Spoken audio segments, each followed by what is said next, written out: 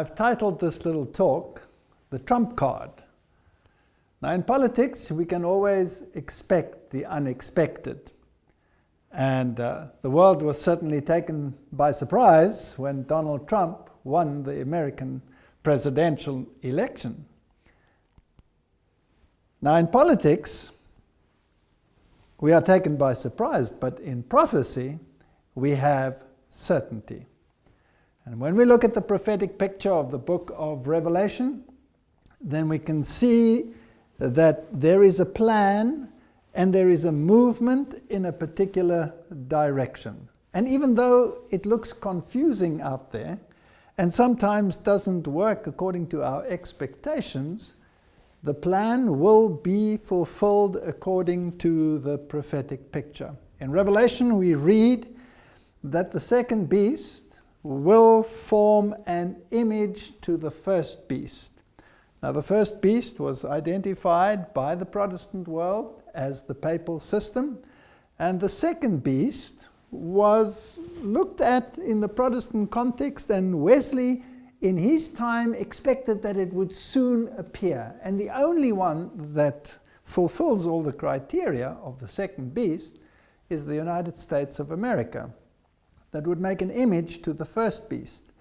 Now the first beast, as we know, was a politico-religious system that dominated world events and world affairs. And so the second system will be the same, where politics and religion will be mingled with each other and will elevate the first beast in the process. Now, that is what the prophetic scenario says. And sometimes when we look at events in history, it seems as though the exact opposite is happening. JFK said the following: "I believe in an America where the separation of church and state is absolute, where no Catholic prelate would tell the president, should he be Catholic, how to act, and no Protestant minister would tell his parishioners for whom to vote, where no church or church school is granted any public funds or political preference, and where no man is denied public office merely because his religion differs from the president, who might appoint him, or the people who might elect him. I believe in an America that is officially neither Catholic, Protestant, nor Jewish, where no public official either requests or accepts instructions on public policy from the Pope, the National Council of Churches, or any other ecclesiastical source, where no religious body seeks to impose its will directly or indirectly upon the general populace or the public acts of its officials, and where religious liberty is so indivisible that an act against one church is treated as an act against all." So Kennedy still stood for the absolute separation of church and state.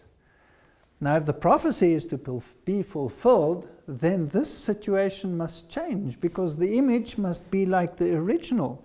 And the original was church and state dictating morality to society. And so the second beast must, if it's to become an image, do exactly the same. Now, I believe one of the reasons why Kennedy disappeared from the scene and was assassinated was because he stood for these principles, besides other things that he did, like touch the Federal Reserve, etc.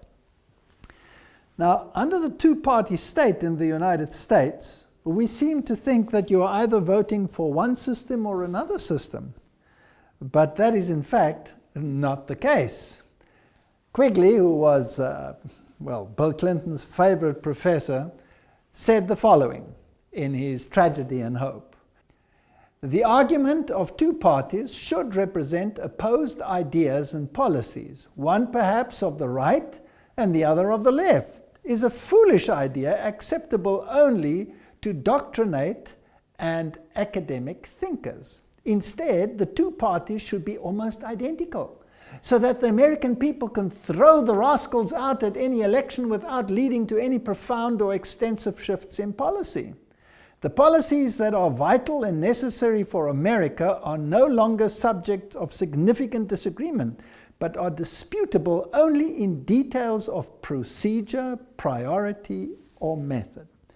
In other words, what he's saying is that the two-party system is there just to appease the populace, but the general direction will be the same. The puppet masters behind the scenes will still control events as they deem fit.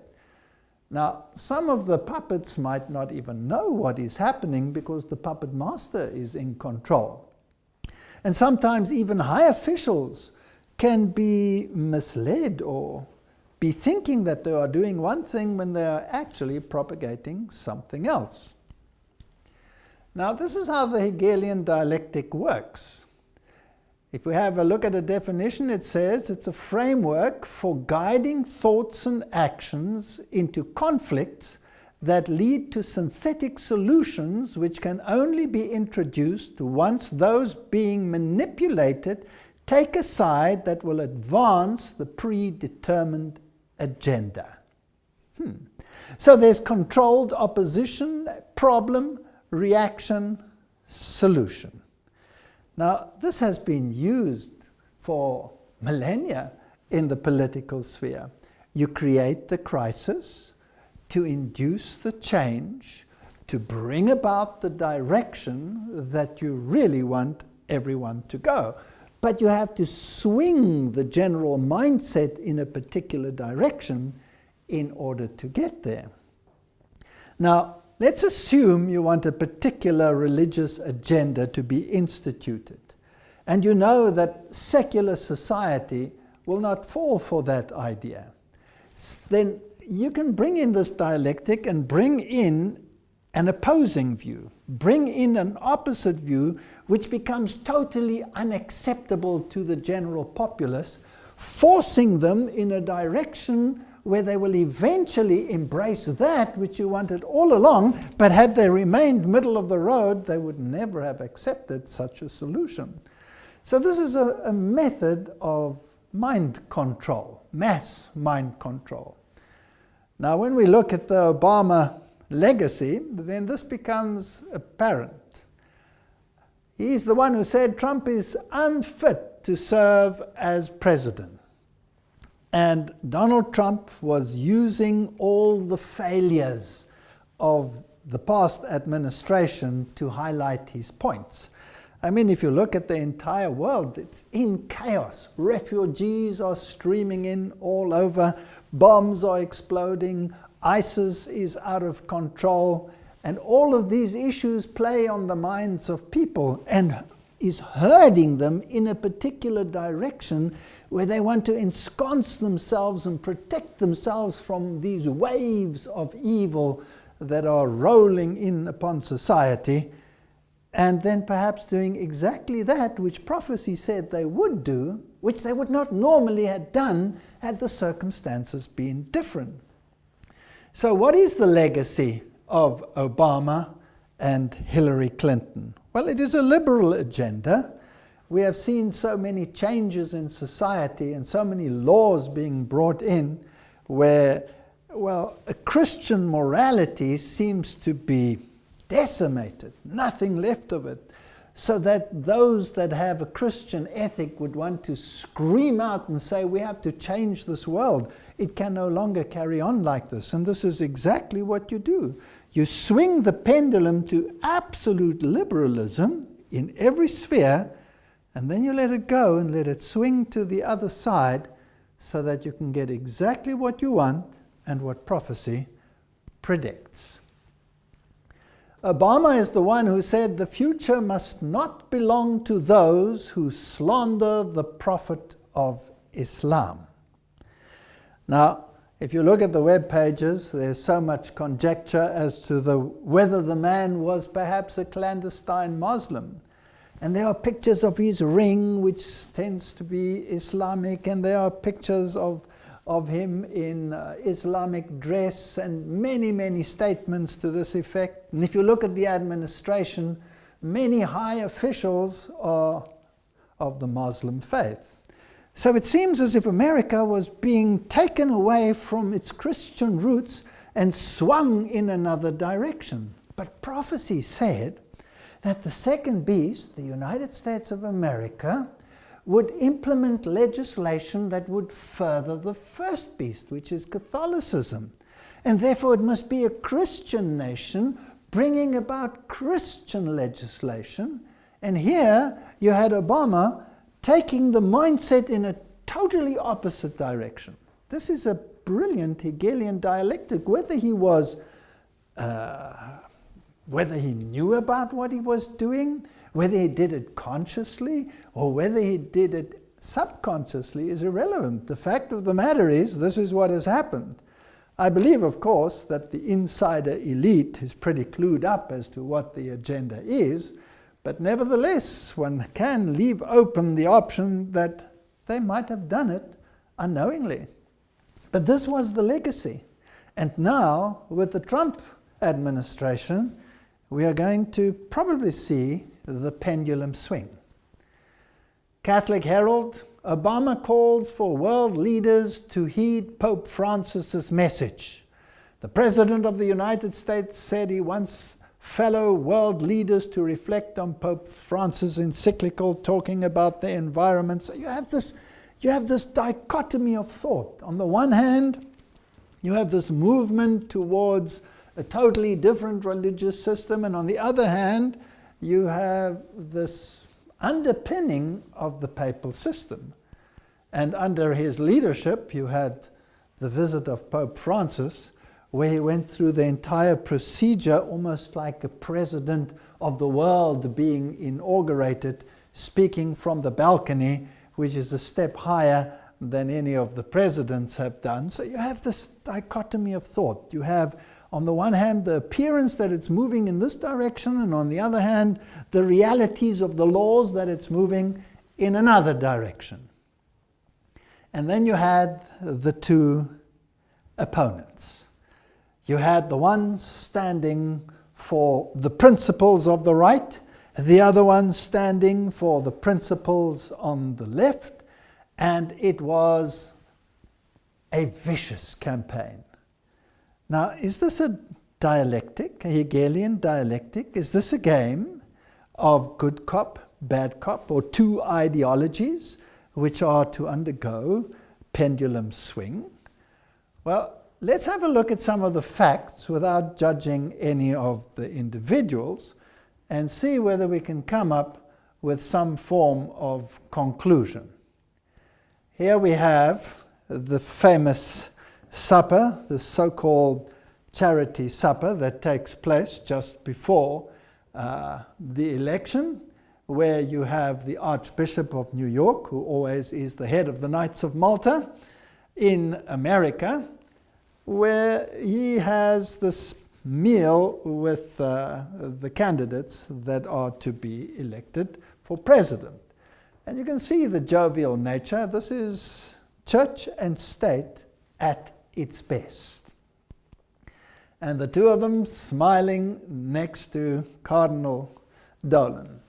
Now it's interesting when you look at the actions of these individuals, you also get this idea of this dialectic. I mean, if you take the Cardinal, for example, the papacy will make one statement, a very conservative statement, let's say with regard to whatever, lifestyle choices or contraception. The papacy will make one statement, and the people who are supposed to live it out will do exactly the opposite. So you're confused. You're thinking, why are the Jesuits and the Knights of Malta doing the exact opposite of what the papacy has just proclaimed? Why do you have this dichotomy of thought? Well, you see, in this thinking there's this yin-yang aspect. The white aspect and the black aspect, well, they augment each other. The one cannot exist without the other, so they say, in this yin-yang philosophy. So even within the ranks of the church, you have this dichotomy of thought. Now, the two candidates, as we will see, fit the bill in every single aspect. If you go to the web pages and you look at the bloodlines of the American presidents, then it is a known fact that all the presidents that have reigned in the United States, have all been related. So let's have a look at what the media has to say. If all presidents are related, which of the 2017 candidates will be the next president? As it turns out, both Trump and Hillary Clinton are related to John of Gaunt, a 14th century royal. Gaunt was the first Duke of Lancaster, who was the son of King Edward III, according to MyHeritage. Trump is related through his mother, Mary Ann McLeod, back to his 17th grandfather, John Beaufort, while Clinton is related through her father and the Rodham family back to the 17th great-grandmother, Joan Beaufort. The two candidates are 19th cousins, and so they both have the right bloodlines to continue this lineage. Now, that's another story as to why they should all be related, and it's fascinating that the Bible doesn't speak about the presidents of the world, it speaks about the kings of the world. And it really, over the course of history, hasn't mattered which of the candidates has won, because the candidates have always both been in the same bloodlines. Here are the American presidential bloodlines. Here's another page that explains this. Did you know all 44 US presidents have carried European royal bloodlines into office? 34 have been genetic descendants of just one person, Charlemagne, the brutal 8th century king of the Franks.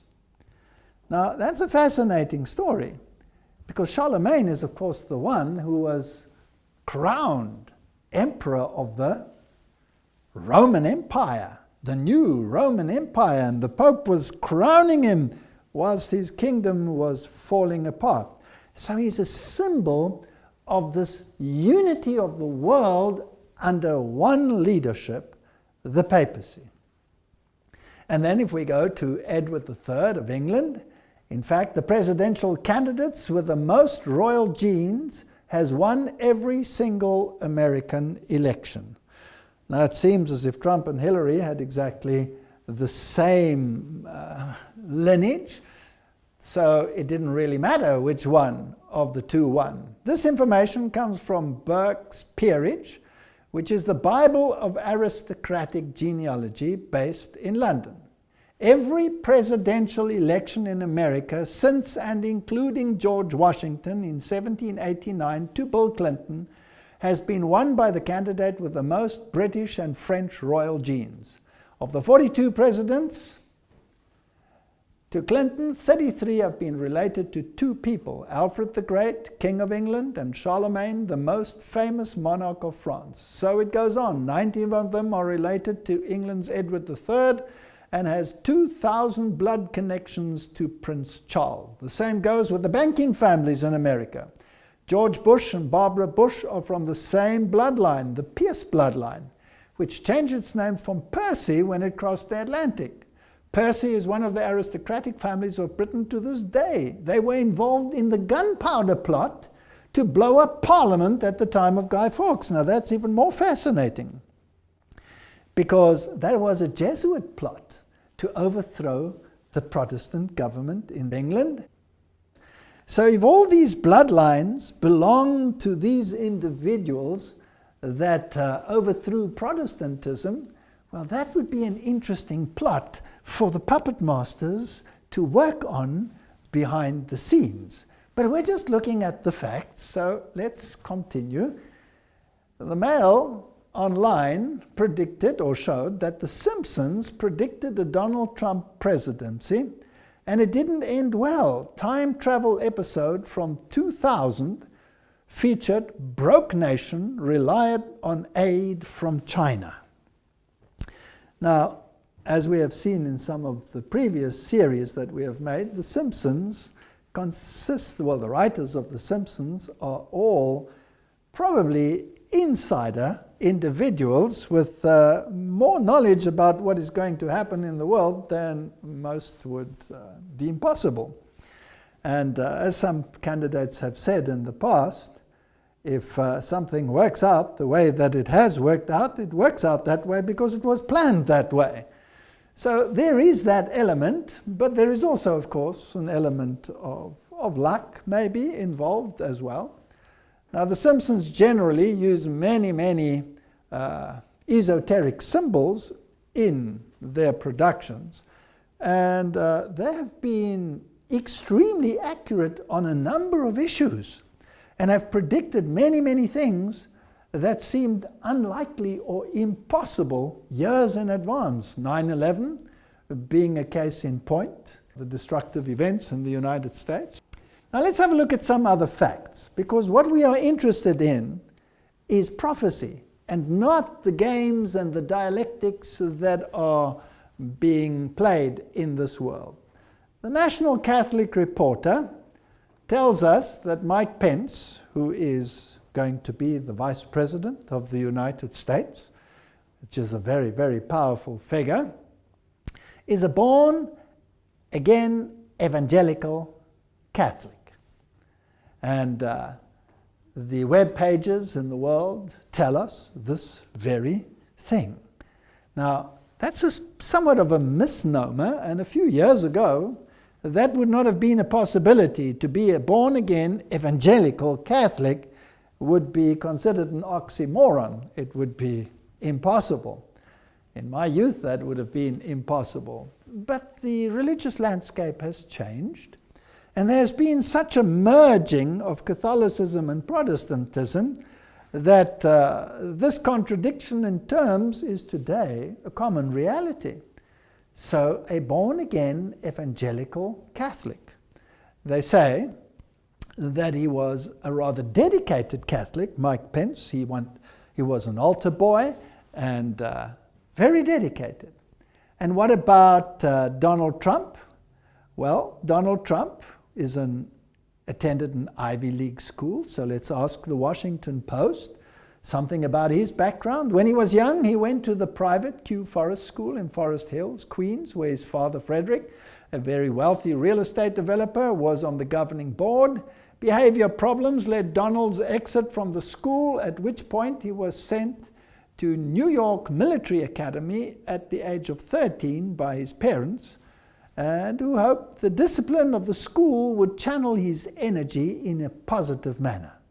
He did well there and went to Fordham University, a Jesuit school in the Bronx. So Donald Trump tries to downplay his Fordham experience and rather to upplay his later experiences. And then he went to the University of Pennsylvania and studied economics for 2 years. So he did attend a Jesuit school, which is interesting and just one of the facts. Now let's go back to Mike Pence again.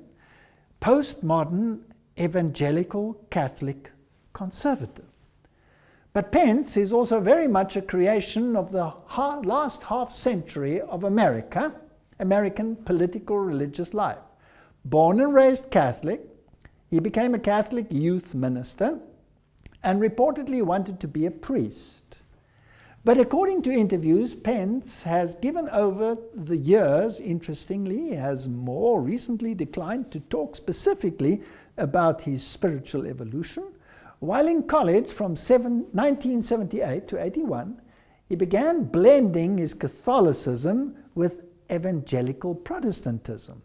I made a commitment to Christ, Pence said. I'm a born-again evangelical Catholic.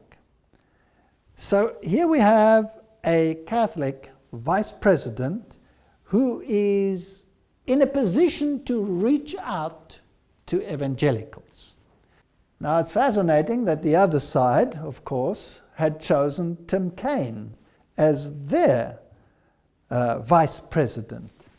And the two met in debate, and apparently Mike Pence was the stronger candidate in that debate, or so they say. But nevertheless, would have made any difference, because both of these are Catholic gentlemen. And let's have a look what the Harvard Divinity School tells us about Tim Kaine and Mike Pence and faith. It says that Kaine was educated at a Jesuit high school and has been influenced throughout his life by Jesuits. Often seen as progressive and open-minded in the US, he's also been called a Pope Francis Catholic. What does it mean to be a liberal Catholic reformer? Now, this is rather fascinating. So you have these high-profile Catholics as vice presidents, the one wanting to be a priest and was an altar boy, and the other one, all his training in Jesuit environments. Now, it's interesting that the Jesuits themselves say, or Ignatius Loyola said, that if you have to choose sides, then a Jesuit can choose one side and represent it to the point of death, while a fellow Jesuit may choose the opposite side and defend that to the point of death. That is the Hegelian dialectic, and it's fascinating how it works. So it really wouldn't have mattered which one of these two would have become the vice president, and it really wouldn't have mattered which one of these two would have become president. Now, before I even talked about this, I thought that Hillary Clinton would probably fit the modern profile somewhat better, but I also said it doesn't matter which one of them wins. But now on reflection, it becomes rather interesting that it went the way it went. Now, in the discussion here with these people from Harvard, Donald Trump's running mate, Governor Mike Pence, described himself as a born-again evangelical Catholic. Is this an unusual faith mix? And what does this combination say about his public service? And the answer? I'm not quite sure what Governor Pence intends to affirm by a born-again evangelical Catholic. He comes from an Irish Catholic background, was raised as such during college, Indiana Hanover College. He had an evangelical religious experience under the influence of a non-denominational group. However, in the following years, he still considered himself a Catholic, went to Mass, worked as a youth minister at a Catholic church, and even thought of becoming a priest. However, in the mid-1990s, he joined the Grace Evangelical Church, which is affiliated with the Evangelical Free Church in America. One could describe it as a Baptist denomination. It was, however, the church to which he started to take his family in Indianapolis.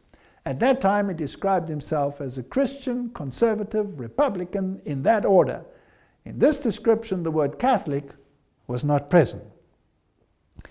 So, when we look at these two, they are both capable of fulfilling the prophetic agenda.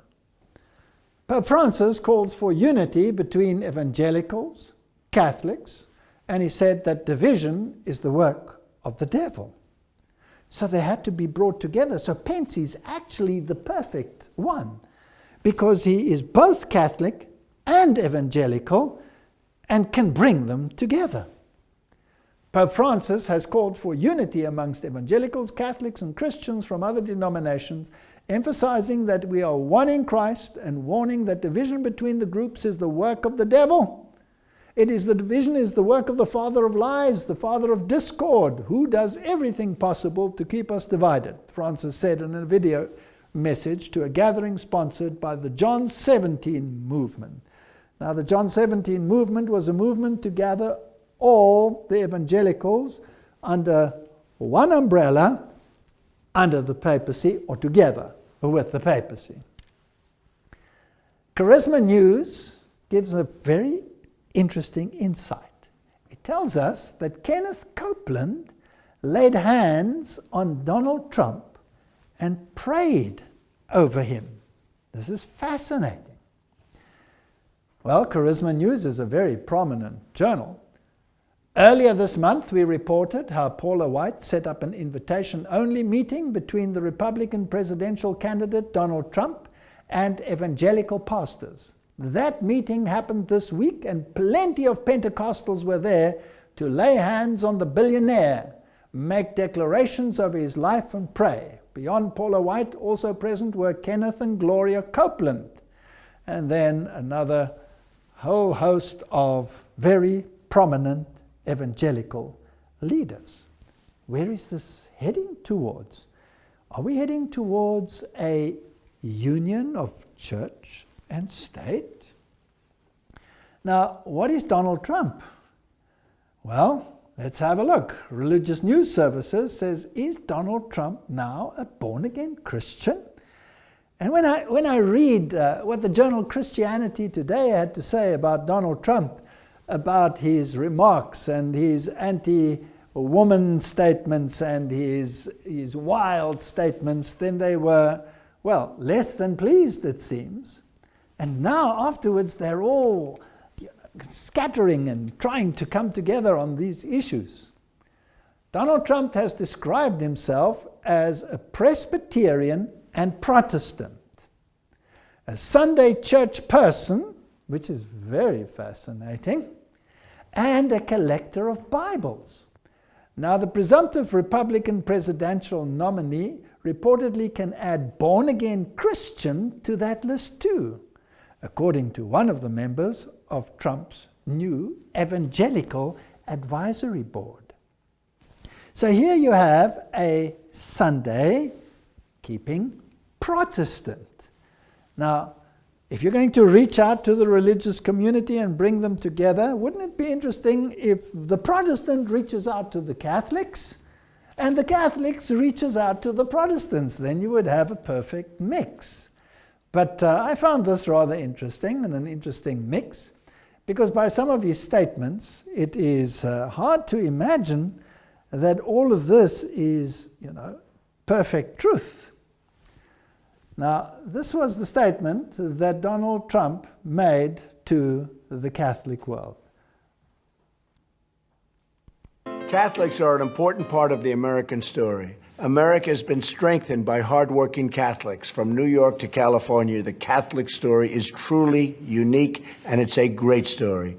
From marching for civil rights to educating millions of children, serving the poor, and helping define the pro-life movement, clergy and lay Catholics across the country have made countless contributions to the American success and the American success story. Washington politicians have been hostile to the church. They have been hostile to Catholics. They have been hostile to the members of Catholicism. My administration will stand side by side with the American Catholics to promote the values we all share as Christians and Americans. God bless you. God bless the United States of America. We will make America great again. So there you have Donald Trump reaching out to the Catholic community. A Protestant, born again Protestant. On the other hand, you have Mike Pence, who said, I'm a Christian, conservative, and Republican in that order, and left out the little fact that he was thoroughly Catholic. Let's listen to what he had to say. Greetings, I'm Governor Mike Pence. It's my honor this year to serve as the Republican nominee for Vice President of the United States with my running mate, Donald Trump. I'm grateful to be able to join you, if only by videotape, but I'm not sure how they introduce me. The introduction I prefer is pretty short. I'm a Christian, a conservative, and a Republican in that order. And really, it's as a fellow believer that I'm particularly honored to be able to address you today. I know every one of us has our own story about how we came to faith. For me, I was raised in a family where faith was important. Church on Sunday, grace before dinner. But my faith became my own when I made a personal decision to trust Jesus Christ during the spring of my freshman year in college. That night, my heart was literally broken wide, with gratitude and with joy, when I came to realize that what happened on the cross, in some small measure, actually happened for me. And I know all of you in the room share that same passion and that same sense of gratitude for what was done on our behalf. Years later, my faith has been tested, relied on more times than I could possibly count. All I know for sure today is I need him more than ever. And he's really the center of my life and the center of my family's life. God's love really eclipses our failings, and as always, he's been a source of renewal and strengthening for this nation and for people of faith throughout our history. In these troubled times, I believe we stand at a turning point, when those who cherish faith, those who cherish freedom, those who cherish the sanctity of life and all the liberties enshrined in our Constitution should step forward and heed the call to action. I joined Donald Trump on the Republican ticket because I believe he has the right leadership and the right vision to make America great again. President Donald Trump will appoint justices to the Supreme Court who will uphold our Constitution and the rights of the unborn. Donald Trump will also sign into law legislation that will free up the voices of faith all across this country by repealing what's come to be known as the Johnson Amendment. The Johnson Amendment's literally been on the books since the 1950s, and it essentially threatens tax-exempt organizations and churches with losing their tax status if they speak out on important issues facing the nation from the pulpit. Donald Trump and I are both committed to work with renewed Republican majorities in the House and the Senate to repeal the Johnson Amendment once and for all. You know, the truth is that a careful study of American history has shown that the strength of our nation has come from our communities of faith. Throughout our history, it's been the voices of faith that more often than not have driven our nation to a more perfect union. It was the pulpits around the American founding that thundered against the tyranny of King George. It was the pulpits around America that spoke of the evils of slavery and brought an end to the scourge of slavery in America, even through a great civil conflict. And it was voices of faith and communities of faith that transformed our nation through the civil rights movement in our own lifetime, and we're a better nation for it. The choice today for all of us, though, could not be more clear. I've never seen a more dramatic choice in a national election in my lifetime. I truly do believe we're come to a time for choosing. And I think it's a time in the life of our nation when people who cherish life, when people who cherish our liberties, when people who cherish the great traditions that are enshrined in our Constitution should come together and support Donald Trump and our agenda to make America great again. In these troubled times at home and abroad, challenging times for American families, I'd like to encourage you to do one more thing, and that is to bow the head and bend the knee in the days that remain in this election. Pray for our country. But as you do so, please pray as Lincoln said was his prayer. Not so much that God would be on our side, but that we would be, in his words, on God's side. Because I truly do believe in my heart of hearts that what's been true for millennia is still true today. That if his people, who are called by his name, will humble themselves and pray, he'll again do as he's always done throughout the storied history of this nation. He'll hear from heaven, and he'll heal our land, this one nation under God, indivisible, with liberty and justice for all. Thank you for giving me the opportunity to address you today. May God bless you, your families, this community of faith, your church, and may God continue to bless the United States of America. Would a speech like that make the pendulum swing to the other side? I think it could. Now, what if there was a catch to it that nobody can really see? They can only see the negatives and the legacy of liberalism at the present time and the disasters that go along with it. And here is this hope of the pendulum swinging to the other side and embracing this promise of a healed land and a healed society. But what if it has an arrow embedded in it? A new America. You heard him say that Trump was going to repeal the Johnson Amendment that muzzles pastors. During his acceptance speech, Trump thanked the evangelical community for their support, adding, "You have so much to contribute to our politics, yet our laws prevent you from speaking your minds from your own pulpits. An amendment pushed by Lyndon Johnson many years ago threatens religious institutions with the loss of their tax-exempt status if they openly advocate their political views. I'm going to work very hard to repeal that language and protect free speech for all Americans." Let me take you back to the beginning of this little talk. What did JFK say? I believe in an America where no pope and no Protestant prelate will tell the parishioners how to vote. And here we have a man who is saying that he will rescind the clause that makes it impossible for them to do so. Isn't this church and state coming together?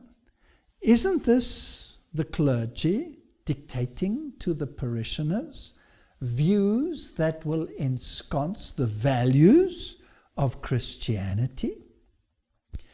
Now, if the values of Christianity were upheld, that would be a marvelous thing. But what if there were certain laws in that package that were actually laws of the first beast, that the Protestant world had identified as Antichrist, and that these laws, when enacted, would negate the law of God? And the Bible says they have done away with your laws, and it is time for you to act. I think we are living in very interesting times. Now, the journal Politico says Trump Evangelical Advisory Board features Bachman and Jerry Falwell.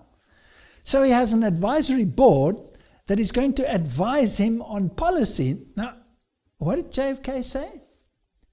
Where no Protestant prelate will tell the President of the United States what he should do, and no Pope. And now we have a mixture of the two doing exactly that.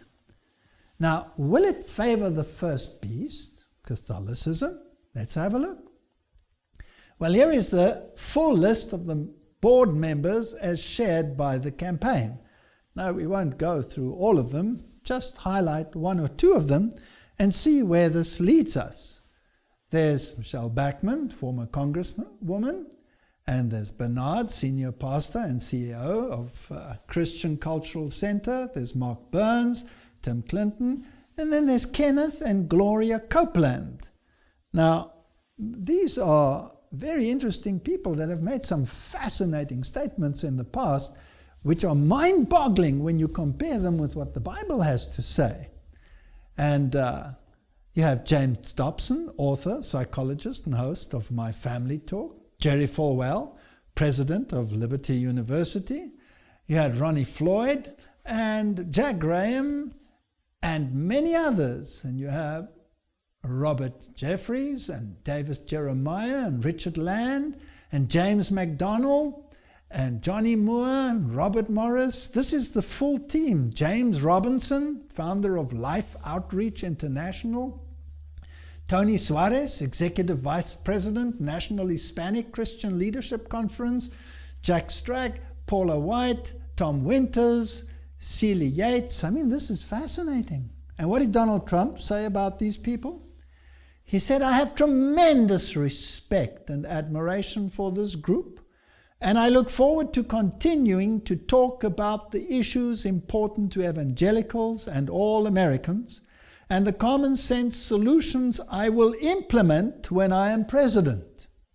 Donald Trump said of his list that included former Congresswoman Michelle Bachmann. Now, let's have a look at just one or two on that list. In 2014, a group of evangelicals was taken to the Vatican by Tony Palmer, who is now deceased, and there they were to embrace each other so that the evangelicals and the Catholics could come together again. It was on that occasion, or just prior to that, where the Pope had sent a message to Kenneth Copeland, and Kenneth Copeland had blessed the Pope while speaking in tongues. And there were many other evangelical leaders there that also embraced the papal message that was sent to them. Pope Francis met televangelist Kenneth Copeland and James Robinson. Now, both of those are on the list. So this is rather fascinating. These people went to Rome to discuss the reunification, and this event is going to be very prominent and public in the year 2017, when the Lutheran world celebrates its 500th centennial of the Protestant Reformation. So these are the issues of the day. The Christian Post says megachurch pastor Jack Graham ready to champion Donald Trump after meeting with 900 evangelicals. Now, he's also one of those that went to the Pope. Former Southern Baptist Convention president and megachurch pastor Jack Graham says that he is ready to champion Donald Trump after attending the meeting between the presumptive Republican nominee and over 900 evangelical pastors and activists in New York City on Tuesday. These people are, on the one hand, now the advisors to the president, and to bring about this change, this making America great again. And on the other hand, they are the ones who are negotiating with the papacy for reunification. In fact, that is exactly what Donald Trump vowed to do. Donald Trump vowed to close the gap between church and state, according to Time.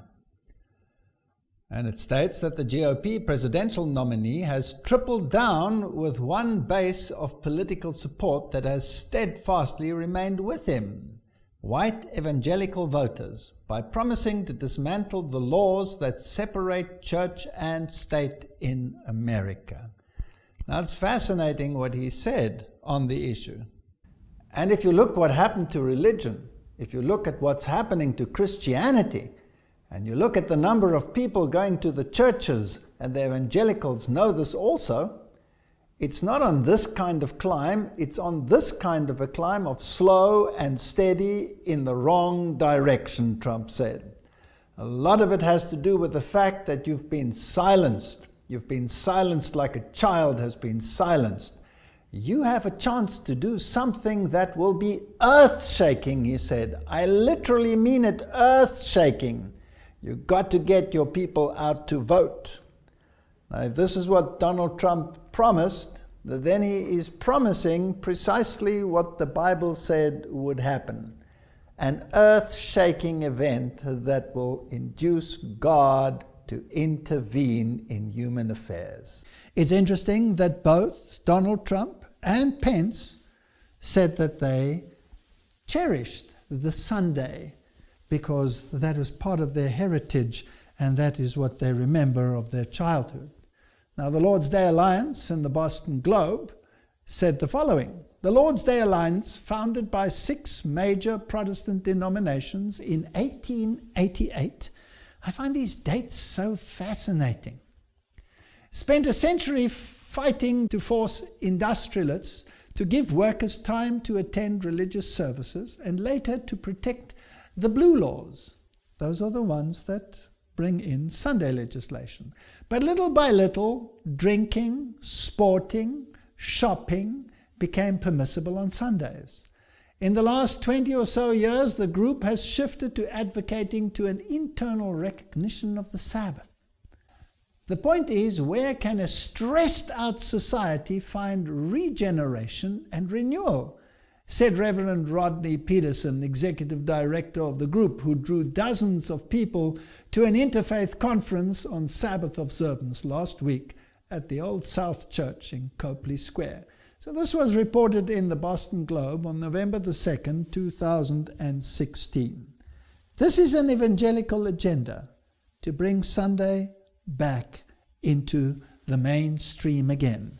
And here we have candidates, I believe, that are in a position and have the power base to do it.